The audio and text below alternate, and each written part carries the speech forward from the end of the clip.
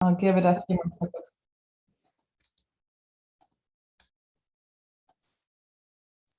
All right. I'm assuming I'm seeing some Harborview and maybe some VA. I'm not sure, but I'm seeing different names here come up. So I think we'll get started soon.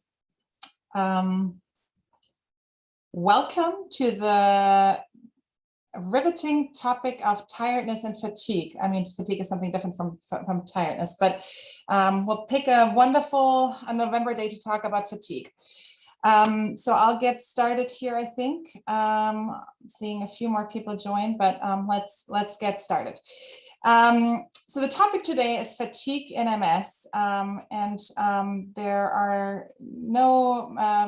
no money to be had for me in this, but I will be talking about some off-label treatments. And I will talk about the definition, a little bit about the etiology or pathophysiology, workup, diagnostic approaches, and treatment. So pretty standard overview over fatigue in MS. And we'll start with a very simple question of what is fatigue? Well, it's not simple. It's actually pretty complicated. Fatigue is a pretty subjective thing, and there's a lot of controversies when we're trying to define fatigue. I like this quote from a review article a few years ago, that the term fatigue is tremendously meaningful and at the same time terribly imprecise. And that's where our problem really starts. I have no idea why I agreed to talk about this topic, because it's really complicated to even agree on what fatigue really is. One definition that is used in recurrent settings that I'll start with here is the overwhelming sense of tiredness for no apparent reason out of proportion to normal tiredness. And you can already see a lot of problems with this. Tiredness is not something that you can measure from the outside. And what is normal tiredness? I'm tired. A lot of you are tired. So we're already starting with a really problematic concept here. It's subjective, it's difficult to define, and it's very imprecise. So let's continue on and see how we're going to do with this. But fatigue is a complicated topic. One other definition might be decreased endurance of sustained physical and mental activities. And fatigue specifically in MS tends to have these features. It's typically a daily thing. It tends to worsen as the day progresses. It can be aggravated by heat. We all know probably that there's this so-called UTH phenomenon where heat can make MS symptoms worse and can make fatigue worse as well. Fatigue comes on typically easily and suddenly in MS patients, and it often interferes with daily responsibilities. So this is a lot of descriptive terms to try to get a little bit more of a handle on what we even mean when we're talking about fatigue in MS. Now it becomes more complicated, and that is that there's a lot of different things that go into this overwhelming sense of tiredness that's more than normal tiredness. There's secondary fatigue that can come from interrupted sleep. No one has energy if they don't sleep well. Medication side effects, mood like depression, other medical problems can go into that, and we'll talk more about these secondary reasons for fatigue in MS. And then there's primary fatigue that is thought to be directly caused by MS. And there's also several things that fall under that category. One is fatigable weakness in the muscles. So you can maybe squeeze the hand strongly once, but can you do it repeatedly? And then there's central fatigue. And I put that in here red because that is really ultimately what most people would mean by the more narrow definition of fatigue when we talk about fatigue in MS is the central fatigue. But there's a whole lot more in the realms of around, in addition to central fatigue, that goes into this tiredness, this inability to function fatigue in people with MS. Central fatigue cannot just be seen in MS. We can find it in other neurologic conditions. So those of you who don't primarily see people with MS, take heart. There's something for you that's important about this too, because fatigue is common in other neurologic diseases too. We can see fatigue after stroke. One classic place where it's been described a lot, that's thankfully not so common anymore as a disease, is post-polio syndrome. Parkinson's disease, there's some studies that show that up to 50% of people with Parkinson's disease complain of probably central fatigue. And you can see a whole list of different other conditions here, neurologic conditions that can cause central fatigue. And then you can see a nice little picture here that attempts to maybe put some anatomy to that.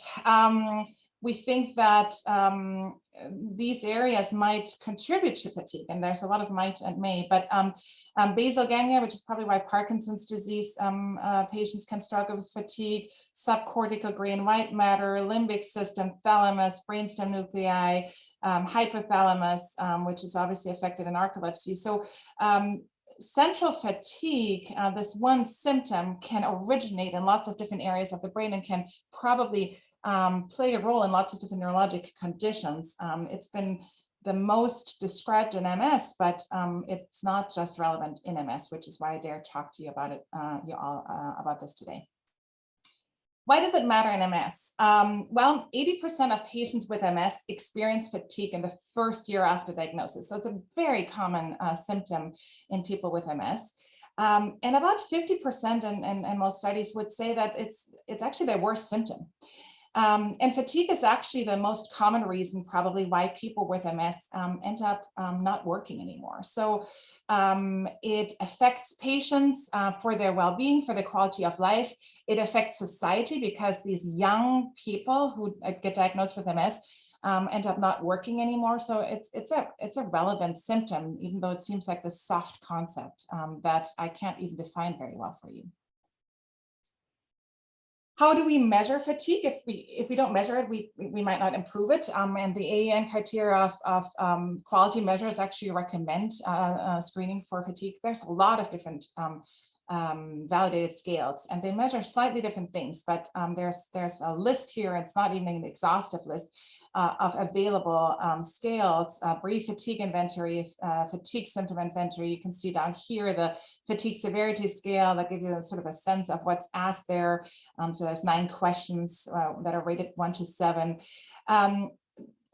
Those are fairly short, relatively easy ways to measure fatigue. There's the visual analog scale for mental fatigue. That's actually more of a snapshot. How fatigued are you right now? Rather than these other first 3 that are more long-term, how fatigued are you overall in your life measures. And then there's other scales here at the bottom that are more looking at the impact of fatigue. So how much is it affecting your physical, cognitive, and psychosocial functioning? And it's important, I mean, oh my goodness, so many scales, but it's important to know what you're measuring, and it's important to maybe look at all of this at some point, because the severity of fatigue is measured by some and the impact of fatigue is measured by some. And interestingly, they're not necessarily the same. So how fatigued somebody is in terms of severity on these scales and how much fatigue impacts their functioning are interestingly only moderately correlated. And it seems like the impact of fatigue is a stronger predictor for quality of life than the severity.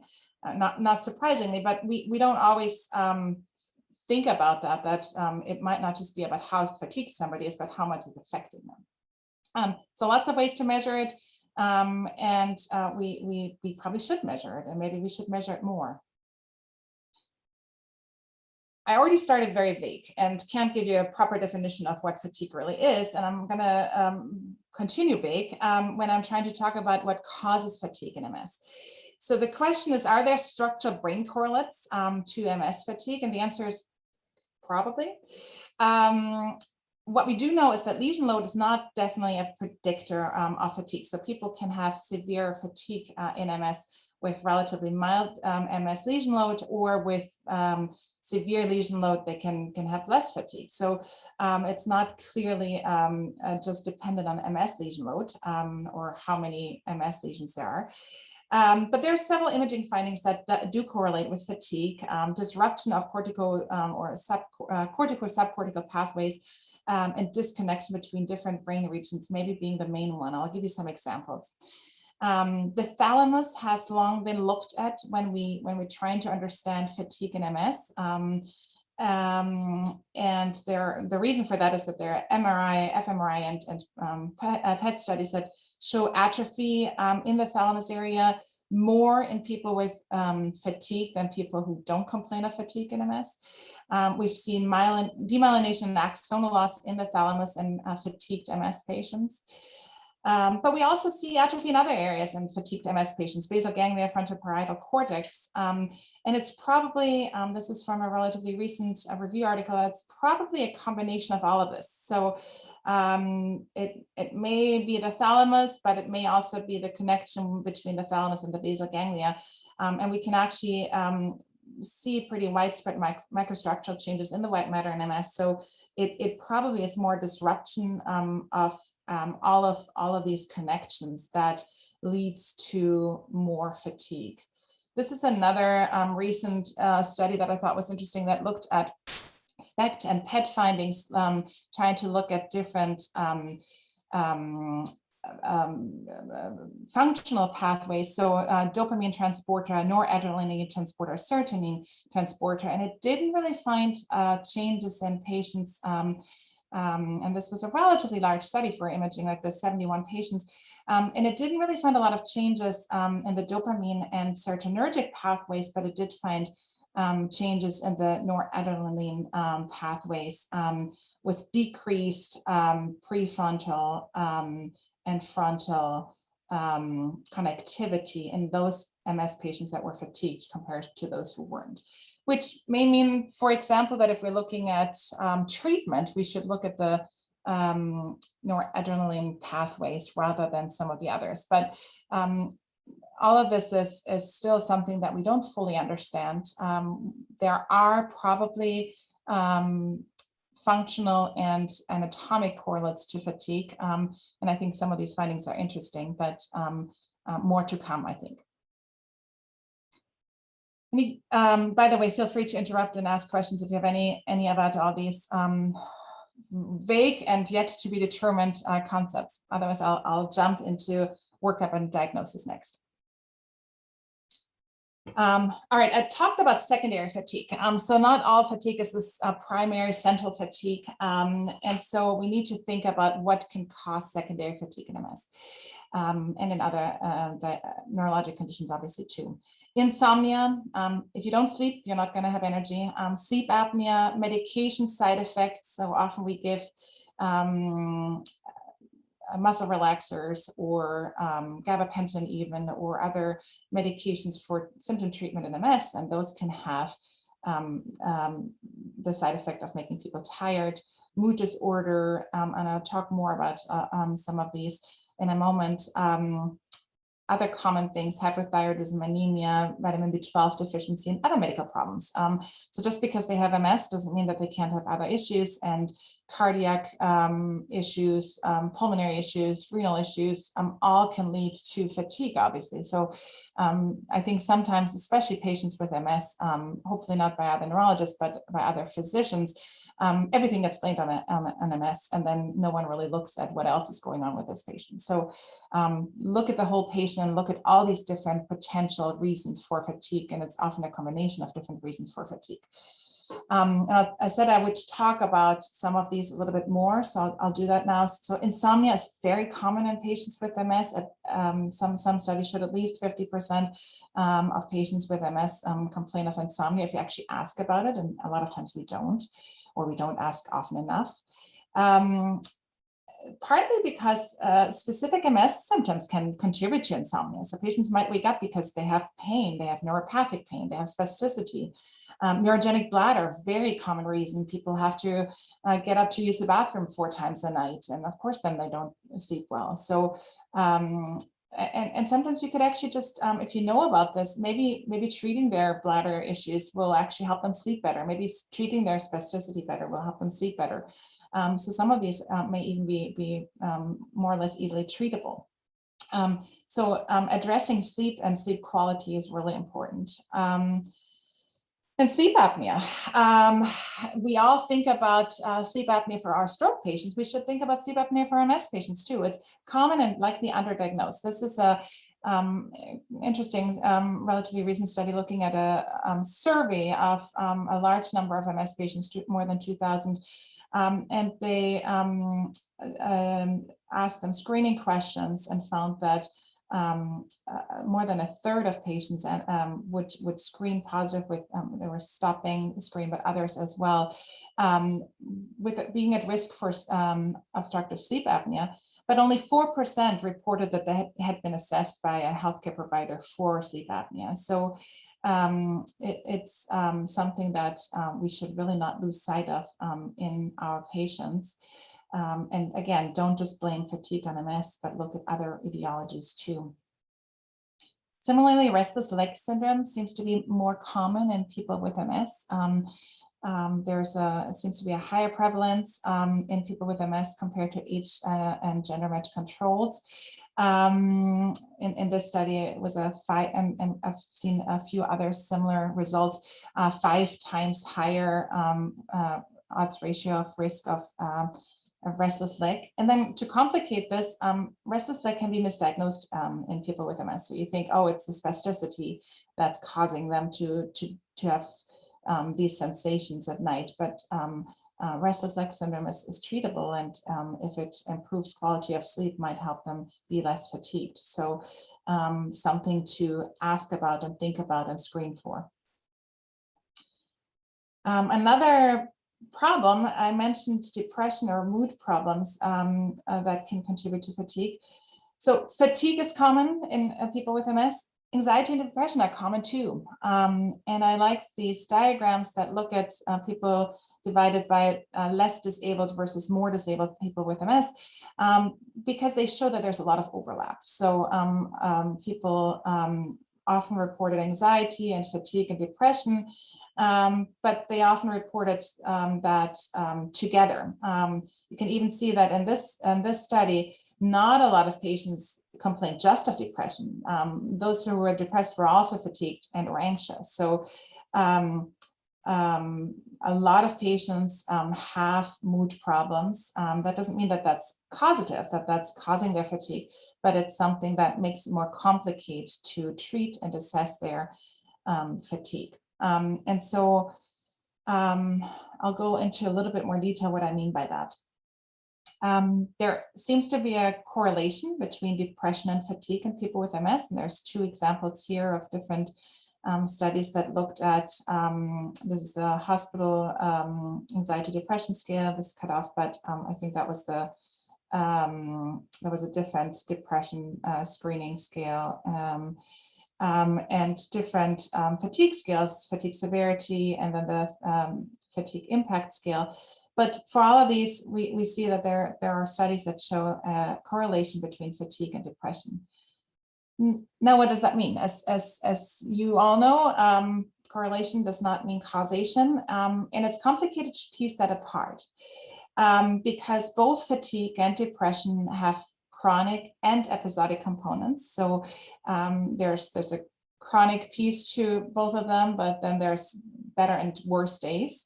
And so that makes it hard to know how they're connected to each other. Both of them probably have multifactorial etiologies. Are you depressed because depression is common in general? Are you depressed because you're depressed about your physical limitations from MS? Are you depressed because of the changes that happen in the brain because of the MS? So multifactorial etiologies.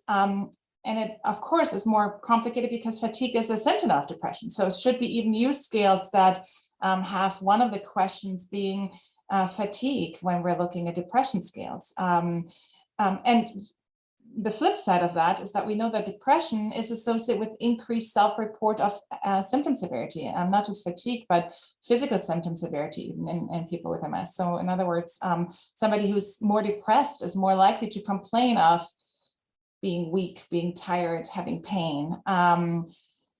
So it's really difficult to tease apart what is what if we're trying to see, are they depressed because they're fatigued? Are they fatigued because they're depressed? But the shortcut answer is that sometimes treating depression may help fatigue, and it's worth a try, and probably you should treat the depression anyways. But there are some small studies that show that treating fatigue does not help the depression, but since we can't really tease these apart so easily, starting on one end and trying to help their depression may actually improve their fatigue as well, or at least their perception of their fatigue. How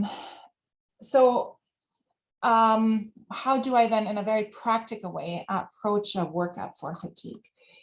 And that is true for a lot of our diagnostic workup, but especially true in this history. So we can and should send some blood work and do some screening, and I'll mention that in a second. But really, the most important thing to do when somebody sits there in front of you with MS, who either complains about fatigue, or you ask them, are you fatigued? And it turns out they are, is history. Asking how they sleep. Are they having trouble falling asleep? Are they waking up? Are MS symptoms interfering with sleep? Do they have any signs of restless leg syndrome or sleep apnea? Ask about medication side effects. Are they more tired after they've taken the baclofen? Are they more tired after they've taken certain medications? So really spending a lot of time trying to understand their fatigue better. And then looking at sleep apnea. I already mentioned you should probably do a screening for sleep apnea. Very low threshold to send people for a sleep study. I'm often surprised when these young, thin women turn out to have significant sleep apnea when I send them for a sleep study. Looking at mood, really asking, screening for, but asking about depression and anxiety potentially. And then these are the things that I at minimum send when I'm evaluating for somebody for fatigue, and that's thyroid, CBC to look for anemia, and B12 studies. And then depending on their medical history, there's reason to check for more and looking at kidney function and other things, but these are sort of the minimum things that I usually send. So it's worth to look at more than just, oh, you have fatigue here, this is what we do, and really doing a very broad workup. And I think that's really actually important, which is why this section was not just called diagnosis, but sort of workup as well. All right. Difficult to define. Extensive workup looking for other reasons. Now let's go to treatment. And the categories of treatment for fatigue are medications, pharmacological interventions, behavioral interventions, and then sort of more other things like physical therapy, exercise, and so forth. And I'll tell you what I mean by each of those. And first of all, quick self-plug. We just finished this study, but we don't have it analyzed yet. But when we're talking about these different categories, it's a good idea to see which one might be better, or is it better to combine them? So that's what we've done. We looked at cognitive behavioral therapy, one of the medication options, modafinil, or a combination of the two. So I'll be able to tell you some results of that in the future. Now, the tricky thing with medications, to start there, is that there is no FDA-approved medication for MS fatigue, which is why I said at the beginning I would talk about off-label use of medications. And these three groups of medications have probably been used the most over the last 40 years as off-label treatments for MS fatigue. And I'll tell you the problems we have with those.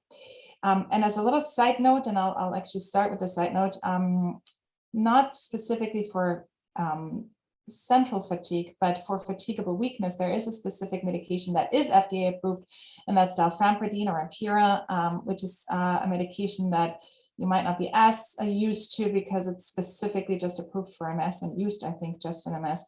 And so I'll talk about that here a little bit more. So dalfampridine or Ampyra, mechanism of action is improved conduction in demyelinated axons.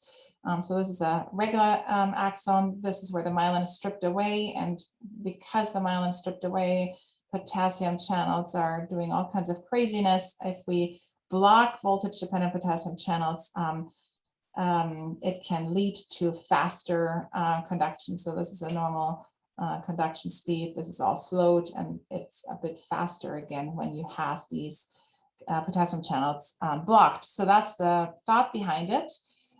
In other words, it's not repairing myelin, but it's compensating for the lack of myelin and making information travel faster. I usually tell my patients the distance between the head and the legs, or the brain and the legs, is the longest, and that's why you see that effect there the most with fatigable weakness, but it could help with all kinds of problems from demyelination. Unfortunately, it doesn't work always. I don't know why. I don't think anyone knows why, but it only works in about a third of patients, maybe up to 50% of patients. And we usually try it for a few weeks, and people know pretty quickly if it's helpful or not. And if it's not helpful, it's not worth taking. But for those people that are responders where it does help, it can be quite beneficial. In the studies, there was an average change from baseline walking speed by 25%. So that can be meaningful if you can walk 25% faster. And I said fatigable weakness, so you can actually also walk longer, because typically a patient with MS can maybe walk pretty quickly and pretty well for a short time, but then as the muscles tire out, so that's different from the cognitive fatigue, but as the muscles tire out, they can't function so well anymore. And if this medication improves that, then that can be clinically meaningful. Because it does increase speed of conduction, there's a risk of seizures. It's not a very high risk, but there is a risk, and it's dose dependent. So if people had seizures before or have kidney disease, meaning that they don't clear it well enough, they shouldn't take it. And it's important to tell patients that they shouldn't double up on doses. The extended release might reduce risk of seizures. So just a quick aside that this can help with fatigable weakness. And therefore, it has been tried on fatigue too, on cognitive fatigue and central fatigue. There's not very much data. One study that didn't find an effect, 2 studies that showed an effect on fatigue. Very small studies, obviously, but it's maybe worth looking at more. And anecdotally, patients who were treated by me with this medication for the fatigable weakness in their legs actually have, in some cases, told me that they have less fatigue, cognitive and central fatigue as well. So maybe worth thinking about. I'll return back to the 3 categories of other medications that are commonly used off-label for fatigue and MS. Amantadine is the first category. As you all know, it's a dopamine agonist. So it's used for Parkinson's too, not very often, but and it's also FDA approved for treatment of the flu, not that it's used for that very much either. Side effects are orthostatic hypotension, vivid dreams, edema. Most people actually tolerate it fairly well, I think, in my experience, but it's not without side effects. There's some benefit for fatigue in some small trials. That's really what I have to say. There's very limited data. This is a meta-analysis looking at all the available trials. And you can see here favors amantadine versus favors placebo. Some studies show a benefit, some not so clear. They're not big studies. I think, I didn't write this down here, but I think there are a total of maybe 100 patients in these, or 150 patients in these studies. So maybe a benefit in these studies. Interestingly, from what I just told you about dalfampridine or Ampyra, that was beneficial for walking. Oh, hold on, I'm seeing a chat message here. And Sarah said you sometimes use dalfampridine in EA2, so that's great. So amantadine, similarly to sort of coming from the other direction, we had dalfampridine used for walking, may help possibly with fatigue too. Now we have amantadine, which we've used off-label for fatigue and MS. there was a recent study, sorry, this is the wrong citation. It was actually a study from this year, so 21, looking at 558 patients in a placebo-controlled trial of extended release amantadine, and they looked at it not for fatigue, but for walking. And they found that some patients met this endpoint of 20% increase in time 25-foot walk. So there were some people who were considered responders, and that was dose dependent. So in the placebo group, there were less responders, but there were some responders too. So getting placebo improved 25-foot walk in 10% or 11% of patients. And then in the amantadine groups in 17 or 21%, depending on the dose.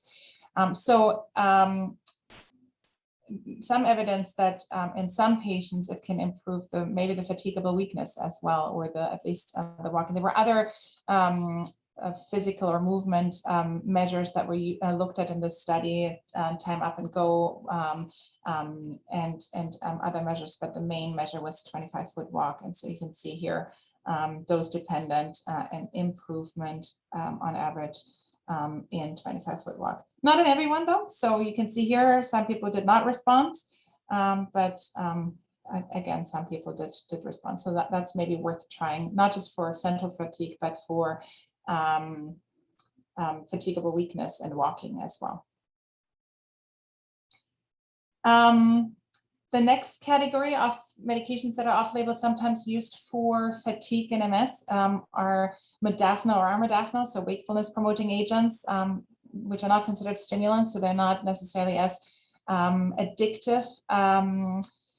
And as you all know, they're approved for sleep apnea, shift work disorder, and narcolepsy. So it kind of makes sense to look at these for helping with central fatigue and MS as well. There's some off-label use even for ADHD and for depression. I've seen some psychiatrists like to add these sometimes to a regimen. Side effects, it can potentially worsen or trigger anxiety, sometimes headaches, and then they're expensive and usually not covered by insurance. So cost of 200 milligrams of modafinil a day is about $700 a month. GoodRx can help if insurance doesn't cover it. With that, it's often more in the $20, $30 a month category, but that's just something to know when you're considering a trial in patients. Again, the data is very, very thin. There's some possible beneficial effect. This is again a meta-analysis, not a huge effect, and not really all studies showing an effect. If we're looking at these 300 patients over 5 different trials, but some potential benefit. Data is even less available for stimulants, so methylphenidate or amphetamines like Adderall. These are approved for ADHD. They're level 3 controlled substances. They can be addictive. People develop a tolerance and should have medication vacation. So they have issues. They can obviously also worsen anxiety and maybe contribute to insomnia. That's the other thing that it's important, that you don't want patients then to not sleep because they're taking these medications that are stimulating them. And again, even less data than what I just showed you for amantadine and modafinil or armodafinil. And hold on, there's a chat message that is not quite fully complete. So maybe Sadar needs to type more.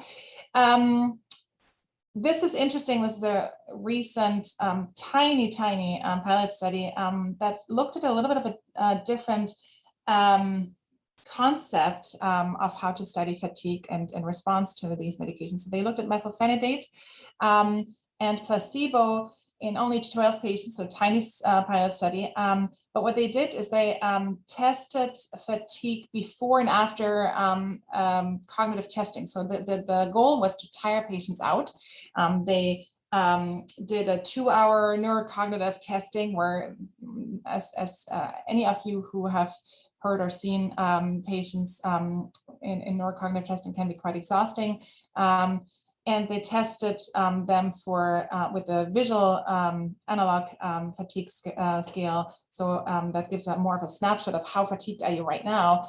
And they showed that people who are getting methylphenidate didn't really have more tiredness after this cognitively exhausting task, whereas people on placebo were more tired after the cognitive task than before. So tiny data, but maybe some effect that cognitively exhausting things are not as fatiguing with use of this medication.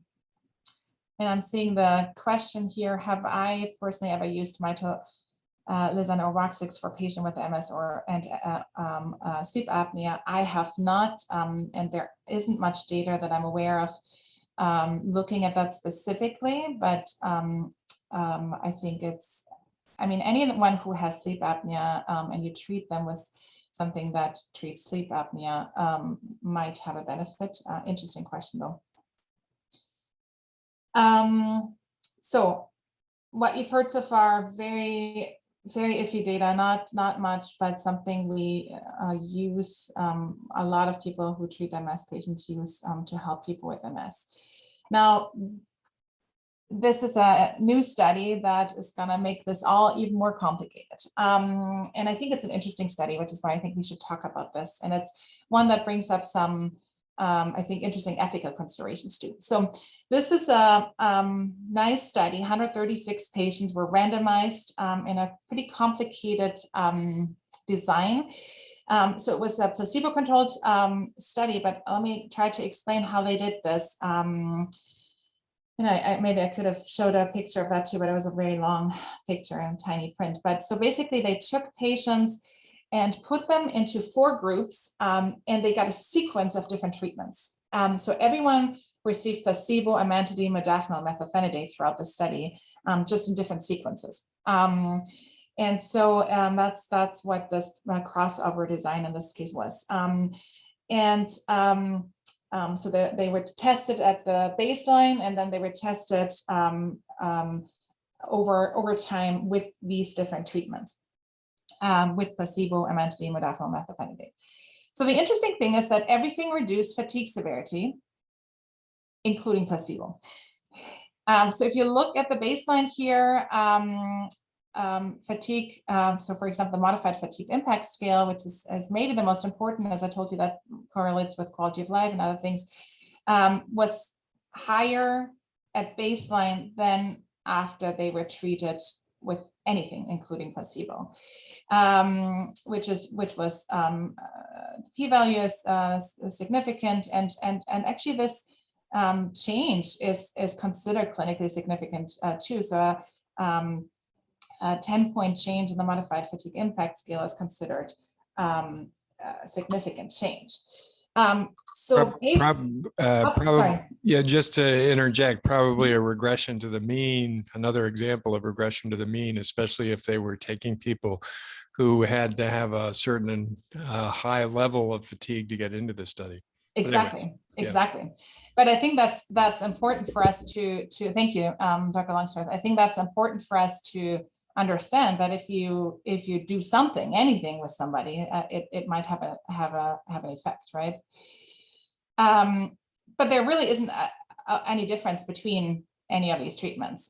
So it didn't, at least in these measures, there wasn't really a difference between placebo and the other treatments. But of course, people who were treated with modafinil, methylphenidate, or amantadine had higher chance of adverse events than people on placebo. So the question with this, and I think it's on the next slide. I should say there was actually a difference when looking at sleepiness. So people on modafinil, methylphenidate improved in their sleepiness more than placebo or amantadine. But the question on what to do with this is 50% of patients had a 10-point reduction in modified fatigue impact scale with any treatment. So what should we do with the results of the study? Should we say, well, none of the treatments were really shown to be helpful, but treating them in some way seemed to be helpful, I guess. But are we deceiving patients if we give them amantadine or modafinil and maybe there's just a placebo effect? Should we disclose that there might be a placebo effect and that there's potential side effects when we're thinking about starting a medication for fatigue? And what about those who are already on these medications and they're helpful and they don't have a lot of side effects? Should we tell them, well, the study showed that maybe it doesn't help more than placebo, so you should stop them? Should we even tell them about this? What about maybe it doesn't work as well anymore if they hear about a trial like this? So I think those are tricky questions. I don't think that we can take from this just this one study that there's absolutely no effect on fatigue with any of these medications. As I said, there was an improved fatigue severity in people who had daytime sleepiness, so subgroup analysis. It's 140 patients is better than some of the other studies, but it's not that big of a study either. Fatigue is so difficult to measure that maybe they didn't measure it enough. Other criticisms are that maybe the dose of some of these medications were not enough. So the methylphenidate dose was only 10 milligrams twice a day. So often it's given more. Modafinil was 200 a day. Some people would otherwise go to 400. So I don't think one study is enough to throw away all these medications. But I think it's very interesting that doing something seems to help people. But what are we really doing? And we should really probably be careful with at least some of the medications that have potentially higher risk associated with them. Any thoughts on that, Dr. Longstreet? Well, I'd be a little concerned just because, again, regression of the mean means that it's going to fall in everybody, including those in the placebo. But I think your point's well taken. I mean, in multiple sclerosis, I believe there have been studies that have shown sometimes a pretty dramatic placebo effect. And in fact, I think there was one study where people weren't notified, but actually both arms of the study were placebo. And again, there was this marked improvement on various scales that are typically used in MS. But here, I'd be a little more cautious just because of this regression to the mean, which usually you'd have to have a sort of a wash-in period to make sure that you've gotten over that before you would then put people into the crossover aspect of the study. So I think there may be a design problem that would make you probably not do anything as a consequence of this study. Great, thank you. Well, let's go away from medications because they're tricky. We know that behavioral interventions can improve fatigue. And so there's this meta-analysis looking at different interventions, and CBT can be helpful. So cognitive behavioral therapy, CBT and energy conservation strategies, or energy conservation alone.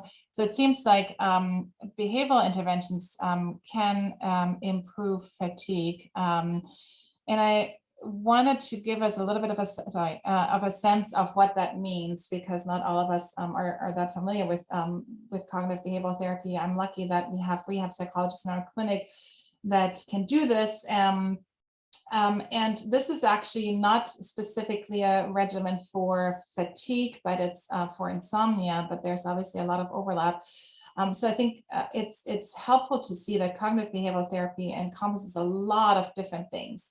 It looks at educational aspects, telling people or helping people understand, for in this case, sleep, looking at sleep hygiene, relaxation techniques, potentially sleep restriction for insomnia, not for fatigue, stimulus control, and then looking at identifying maladaptive beliefs and challenging some of those maladaptive thoughts.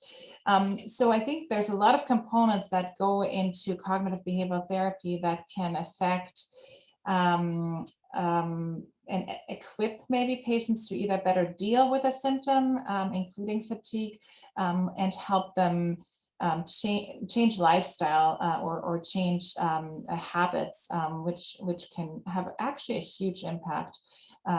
Sometimes maybe more than a medication, even though of course taking a medication seems simple at first.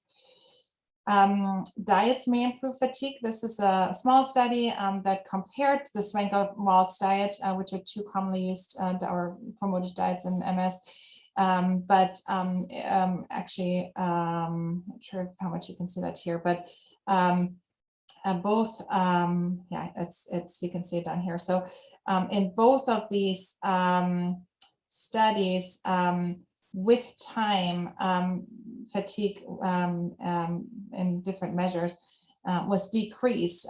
This study that was actually done by Terry Waltz, who developed this Waltz study, showed that maybe the Waltz study did a little bit better, but actually what was interesting that both of these studies led to improvement compared to before. So I think sometimes being able to take control or be involved in their life by adhering to a specific diet can already have positive effects. These diets and specifically are sort of cutting out things like unsaturated fatty acids, so fried food, which definitely has been shown to be associated with fatigue. So these diets both have been promoted to change the course of MS and have never been shown to do that, but there is some data that they may improve fatigue, which is something that can be helpful for patients to know and interesting. And exercise can improve fatigue as well. There's lots of different things that people have looked at. Balance exercise, aerobic exercises, but really just general exercise can be helpful. Now, the tricky thing is that people often tell me, I don't want to exercise because I'm so tired.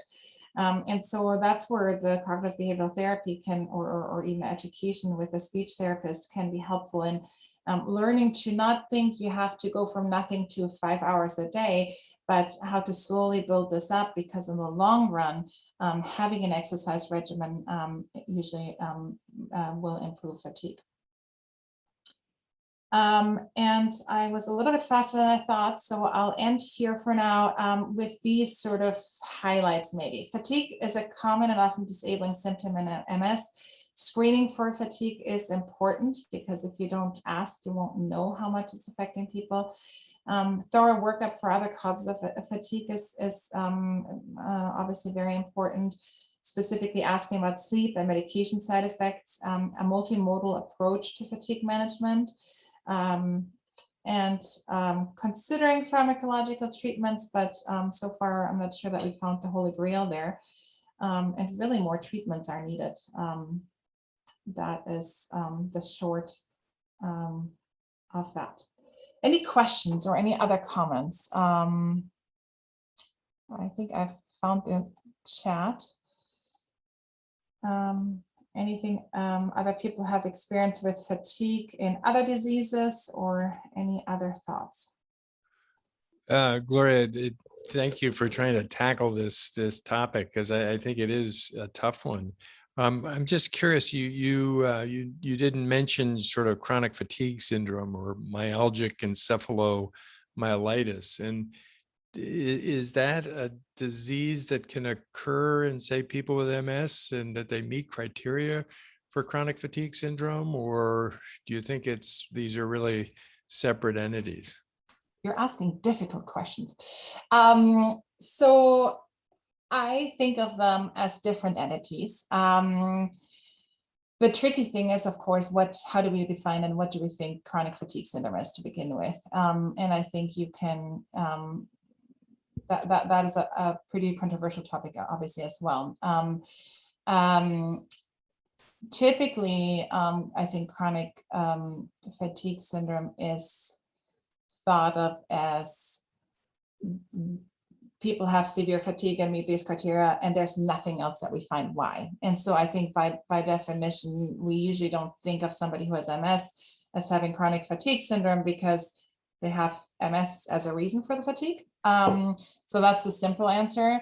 Of course, there's a lot of overlap. And so some of these medications, for example, I talked about, and some of these behavioral strategies have also been looked at and are also being used in chronic fatigue syndrome. I think the difficult thing with chronic fatigue syndrome really is that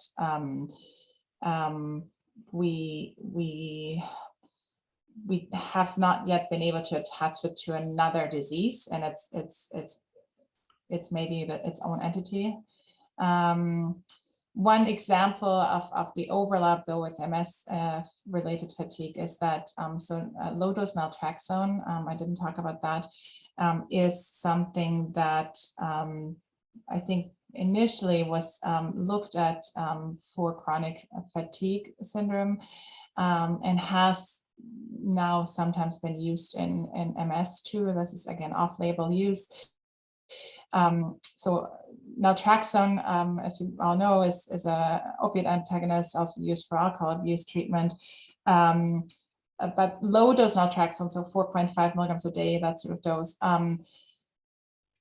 seems to be helpful in some cases for chronic fatigue syndrome. It may also potentially be beneficial in MS fatigue.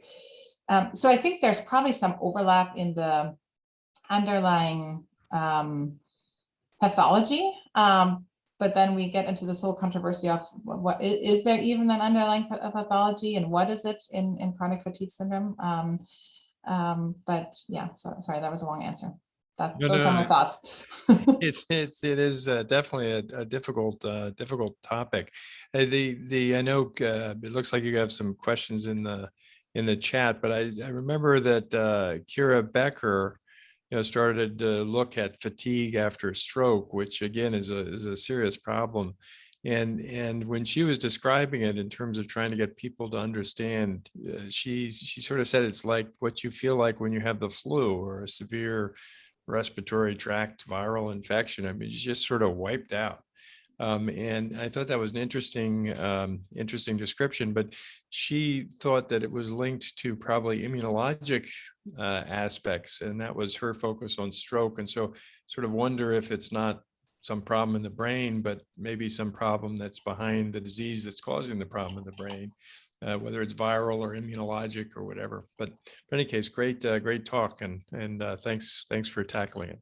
So I think that is exactly right. I've heard people with MS describe it like that too. Like I've been hit by the flu, or it's I'm hitting a wall. And John Weinstein is asking if they're saying in stroke-related fatigue there's an association with IL-6 and serum. Is this true in MS? And the short answer is yes. There has been some data that looked at different cytokines and things like TNF alpha and interferon, and found that there may be an increase of IL-6 in serum in people who have more fatigue than not. The tricky thing is that we see all kinds of changes in markers in MS, in the periphery, in the blood, in MS, regardless of fatigue. So I talked about some of these more anatomical brain changes. There probably is exactly what Dr. Longstreet just said, a lot of inflammatory and immunologic changes as well. We have not been able to clearly associate that with one change. And I saw another study that didn't replicate the IL-6 issue. So it's, I don't think we fully understand at all what is going on pathophysiologically. And then there's another comment from Dr. Krause. There's a lot of crossover between chronic fatigue syndrome and POTS, and in POTS you have used modafinil and amphetamines as well. So yeah, I think there is a lot of overlap with some of these, honestly, probably poorly understood inflammatory conditions. And I think treating with modafinil, for example, or with stimulants still makes sense, and I have patients who benefit from it. But I think it if we could understand the pathophysiology better, we could maybe have more specific treatments. And that's ultimately where we need to go in either of these conditions. And maybe fatigue is the same in stroke and in MS, but maybe it's quite different. I'm not sure yet, honestly. Any other questions or comments? All right, otherwise you should exercise and wake up in the next 4 minutes that we had done early, maybe.